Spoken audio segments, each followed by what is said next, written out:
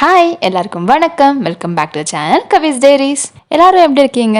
எல்லாருமே safe and ஹாப்பியாக இருப்பீங்க அப்படின்னு நினைக்கிறேன். அண்ட் எல்லாருமே பொங்கல் ஃபெஸ்டிவல் ரொம்ப ஹாப்பியாக செலிப்ரேட் பண்ணி முடிச்சிருப்பீங்க அப்படின்னு நினைக்கிறேன். இத்தனை வருஷம் இல்லாத அளவுக்கு பெங்களூரில் டெம்பரேச்சர் ரொம்ப டவுன் ஆயிடுச்சு. டெய்லியுமே மார்னிங் அண்ட் ஈவினிங் அவ்வளோ ஃபாக் அக்யூமுலேட் ஆயிரும். லைக் ஈவன் ஆப்போசிட்டில் ஏதாவது வண்டி வந்துச்சு அப்படின்னா கூட அது வந்து கிட்ட வர வரைக்கும் நமக்கு வந்து தெரியாது, அந்த அளவுக்கு ஃபாக் இருந்துச்சு. It was just like OG Bangalore. இன்னும் ஃபியூ டேஸில் சம்மர் ஸ்டார்ட் ஆயிரும். அது வரைக்கும் இந்த கிளைமேட்டை வந்து என்ஜாய் பண்ணிக்க வேண்டியது தான்.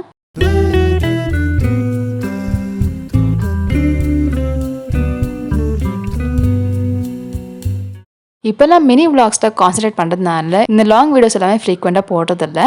ஆக்சுவலாக சொல்ல போனால் லாங் வீடியோஸ் வந்து போடுற அளவுக்கு டைம் வந்து கொஞ்சம் கன்ஸ்டன்டாக இருக்குது. ஸோ அதனால நான் வந்து மினி விளாக்ஸில் வந்து கான்சன்ட்ரேட் பண்ணிருக்கேன். அதை பார்க்காதவங்க கண்டிப்பாக செக் பண்ணி பாருங்கள்.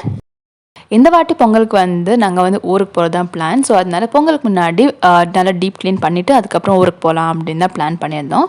பொங்கலுக்கு ஊருக்கு போய் ஃபியூ இயர்ஸ் ஆயிடுச்சு. ரொம்ப நாள் கழிச்சு இப்போ தான் ஊருக்கு போகிறோம். ஆக்சுவலி நாங்கள் வந்து டீப் க்ளீன் பண்ணலாம் அப்படின்னு யோசிச்சிருந்தோம். பட் ஆனால் என்ன ஆச்சு அப்படின்னா, நாங்கள் வந்து இப்போது ரீசெண்டாக தான் நாங்கள் வந்து இங்கே வந்து ஷிஃப்ட் ஆனோம். அண்ட் ஷிஃப்ட் ஆகும்போதே எல்லாத்தையுமே க்ளீன் பண்ணியாச்சு. லைக் அங்கே பழைய வீட்டில் இருக்கும்போதே நாங்கள் வந்து வீட்டில் இருக்கிற திங்ஸ் எல்லாமே க்ளீன் பண்ணியாச்சு. அண்ட் ஆல்சோ இங்கே வரும்போதுமே எல்லாமே டீப் க்ளீன் பண்ணி தான் கொடுத்துருந்தாங்க. ஸோ அதனால் ரொம்ப டீப் க்ளீன் பண்ணாமல் ஓரளவுக்கு க்ளீன் பண்ணிவிட்டு அதுக்கப்புறம் இன்னும் கொஞ்சம் நாள் கழிச்சு அதுக்கப்புறம் நாங்கள் வந்து டீப் க்ளீன் பண்ணிக்கலாம் அப்படின்னு யோசித்தோம்.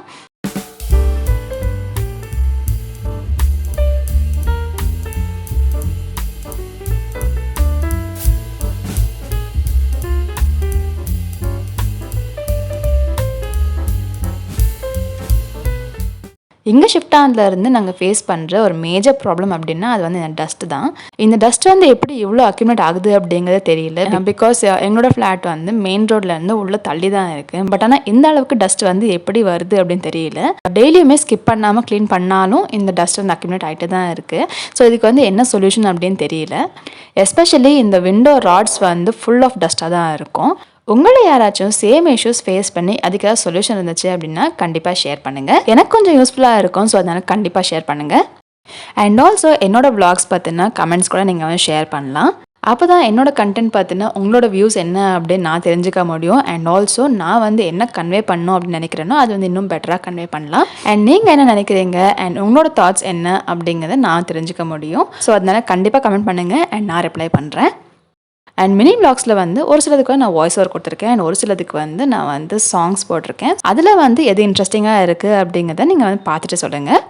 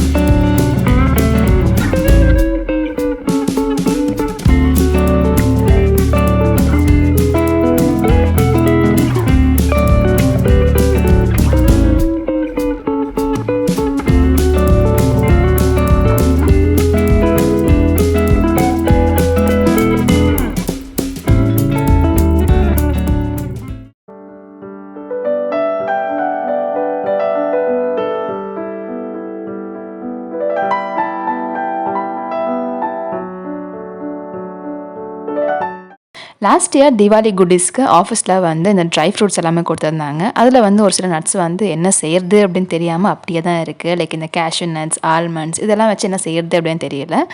ஆக்சுவலி பாதாம் ஹல்வா வந்து எனக்கு பிடிக்கும். பட் ஆனால் அது வந்து இது வரைக்கும் ட்ரை பண்ணது கிடையாது.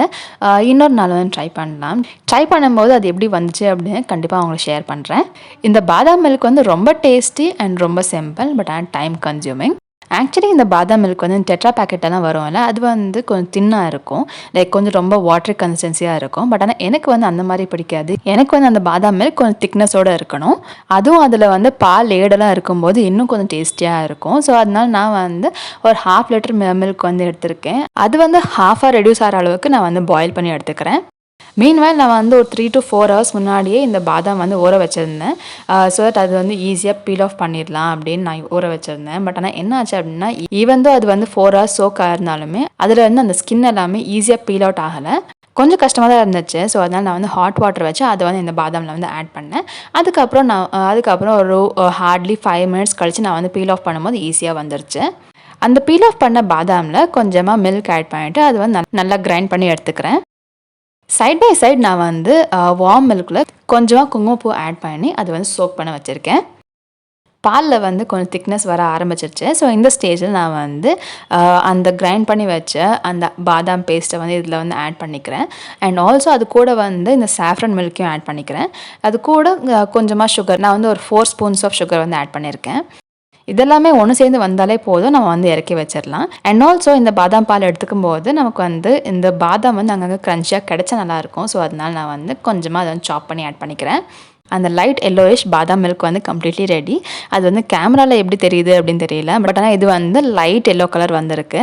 அண்ட் ஆல்சோ நான் வந்து எக்ஸ்பெக்ட் பண்ண டேஸ்ட்டில் அண்ட் நான் எக்ஸ்பெக்ட் பண்ண அதே டெக்ஸ்சரில் இந்த பாதாம் மில்க் வந்து வந்திருந்துச்சு. இந்த கிளைமேட்டுக்கு ஹாட்டாக குடித்தா நல்லாயிருக்கும். ஸோ அதனால் நான் வந்து ஹாட்டாக எடுத்துக்கிட்டேன். அண்ட் ஆல்சோ இது வந்து கோல்டாக குடித்தா நல்லாயிருக்கும்.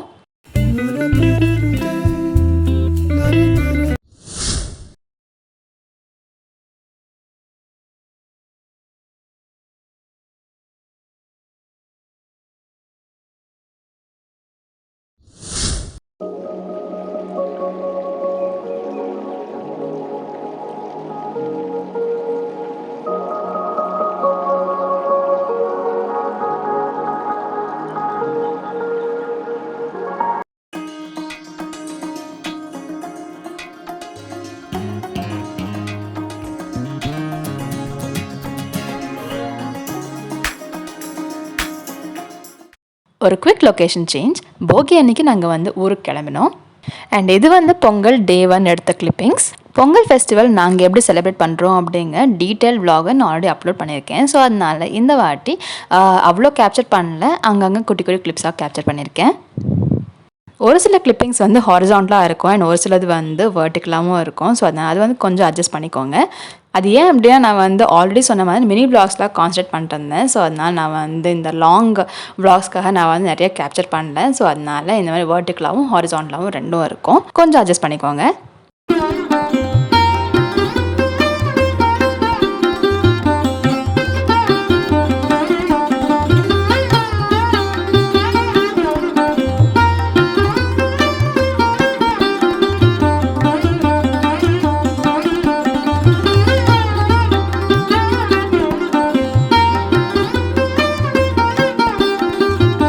பொங்கல் ஃபெஸ்டிவல் பொறுத்த வரைக்கும் அது எவ்வளோக்கு எவ்வளோ ஒரு ஹாப்பியான ஃபெஸ்டிவலும் டு த சேம் எக்ஸ்டென்ட் அது வந்து ரொம்ப டயரிங்கான ஜாபும் கூட. ஊர் பொறுத்த வரைக்கும் பொங்கல் வந்து வெளியே வைப்பாங்க, கிச்சனை வைக்க மாட்டாங்க. ஸோ அதனால ஹோல் டே அந்த சன்லைட்டை நின்று அந்த பொங்கல் வந்து செய்யணும்.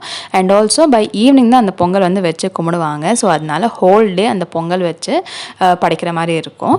ஜென்ரலி 2 பானையில், ஒன்று வந்து பெருசு இன்னொன்று சின்னது, 2 பானையிலையுமே பால் பொங்கல் வச்சு அது கூட இன்னும் ஒரு சில டிஷ்ஷஸ் லைக் வடை, பாயசம், அதுக்கப்புறம் இன்னும் கொஞ்சம் பொரியல், கூட்டு இதெல்லாமே செய்வோம். அதெல்லாமே சேர்ந்து படைக்கிறதுக்குள்ளே ஈவினிங் ஆயிடுச்சு. அண்ட் ஆல்சோ நம்ம வந்து பொங்கல் அவுட்ஃபிட் எல்லாம் போட்டு அங்கே வந்து என்ஜாய் பண்ணுற அளவுக்கு அங்கே டைம் இருக்காது. மார்னிங்லேருந்து அதெல்லாம் ப்ரிப்பேர் பண்ணுறதுக்குள்ளேயே டைம் ஆயிரும். ஸோ அதனால ஈவினிங் நான் கெட் ரெடி ஆகிட்டு அதுக்கப்புறம் நான் வந்து ஒரு சில ஃபோட்டோஸ் தான் எடுத்தேன். அது வந்து இங்கே ஷேர் பண்ணுறேன் பாருங்கள்.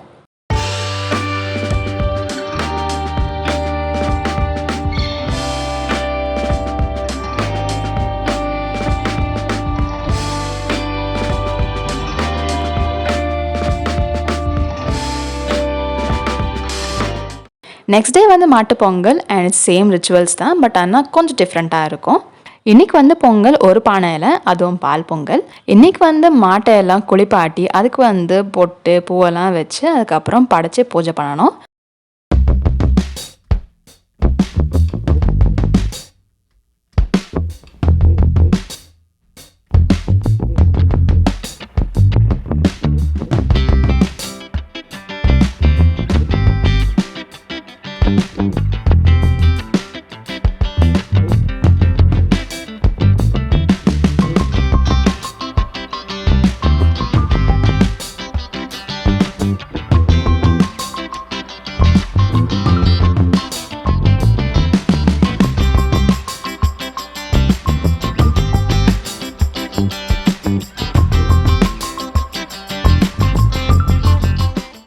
அண்ட் இப்படி தான் எங்களுடைய இந்த வருஷம் பொங்கல் ஹாப்பியாக முடிஞ்சது.